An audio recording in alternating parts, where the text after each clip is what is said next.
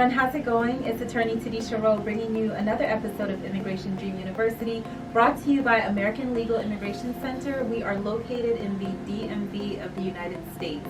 If this is your first time tuning into my channel, welcome. I'm so happy to have you, and I hope that you continue to tune in. If you would, please take a minute and hit that subscribe button below, and also the notification bell. I haven't been saying that in the past, but the notification bell is what alerts you to when I post new videos, so that you can see what topics are trending and just keep up to date along with me with different things that are going on in immigration. If you are somebody who has already subscribed to my channel, thank you so much. Just know that I really do appreciate you all. I appreciate everyone who subscribes, everyone who comments. You help to keep this channel going, and I really appreciate the support. I can't say that enough.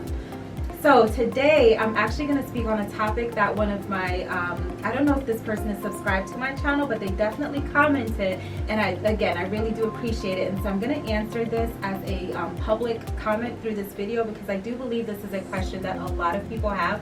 As a matter of fact, I have seen different versions of this question a few times in the comment section, and that is, what is going on with my 485, which is the green card application? Why is it taking so long?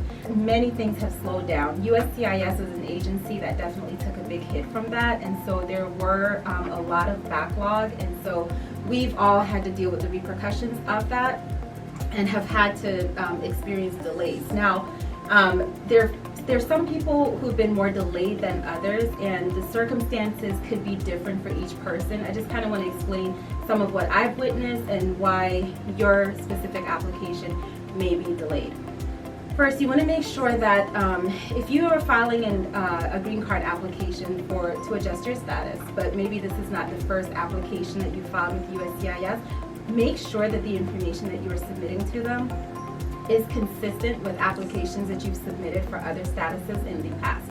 That is something that they will take the time to look at, and if there are discrepancies, then that should be explained as much as you can, and that's why it's a good idea, if you can, to keep track of those applications that you've submitted. Just keep a copy for yourself so that when you need to reference them, you'll know what to put on them. It could be something as minor as, maybe in many different cultures, there's a traditional name, and then there's a Christian name, or a more universal name, and maybe you use one name on the application, and now you're submitting a new application and you're putting a different name.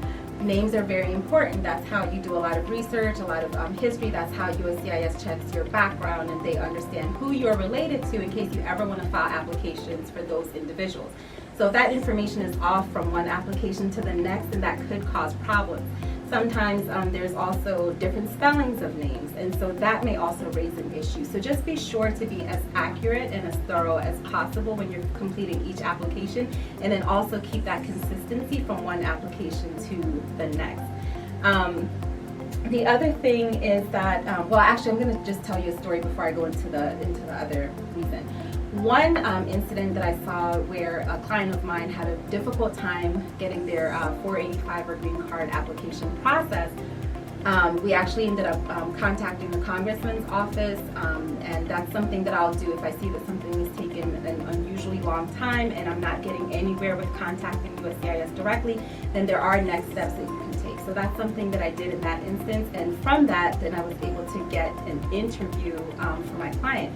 Now, when we actually went to the interview, it turns out that they had submitted information on their temporary protected status application that was inconsistent with what was submitted on their green card application. Not only that, but they also had a criminal record from, I want to say, over 3 decades ago that they failed to mention before.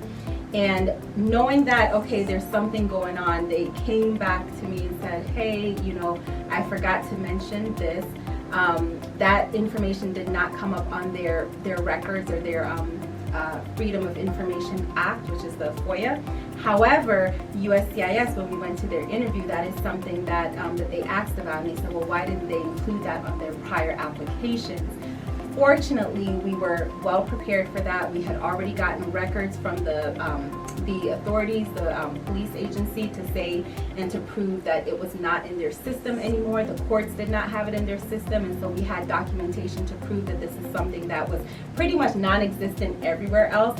except for in USCIS's records. So keep in mind that sometimes that does happen, and so if you know that there is an infraction, it doesn't matter how small it is, just put it on that application. Even if you need to explain it later, it's better to just be upfront and put that information rather than not disclose it because you think, oh, well, it happened so long ago. Maybe you were 18 years old, now you are 55. They may still have it, and that could be a reason why your application is being held up, okay? So what can you do if your application is stalled or you feel as though it's stalled? The first thing you want to do is call USCIS and check on the processing time, or what they prefer for you to do is to go to their website, and you can actually on their USCIS.gov website, you can check My Case Status, which tells you immediately about your specific application. Just have your receipt number, and you can also check the processing times. That option is right below that, and that will walk you through the steps of what kind of application is it and where is it pending, so that you can see how long you can expect to wait. If you find that you are outside of the processing time and you don't know why, again, you can contact your congressman's office. That's one recourse that you can take. You can also file a mandamus action, which is a federal lawsuit against the government. Typically, when you file a mandamus action, it will get them to act. That is a recourse that I have taken in the past, and it does work very well. Whenever I've done that, cases have moved along very quickly after that point. Sometimes I've even spoken to officers who recommend, like, file a mandamus action, because sometimes their hands are literally tied in terms of pushing your application along, okay? So again, the reason why your application may be stalled varies. You would know more about what's going on with your application in most cases. If you feel as though there's something that you have not disclosed, maybe you need to make an amendment to it, or maybe you need to gather your information so that when you do finally get that interview for it, you are well prepared to explain that circumstance. But nonetheless, across the board, there are a lot of delays that are going on, so you're not alone.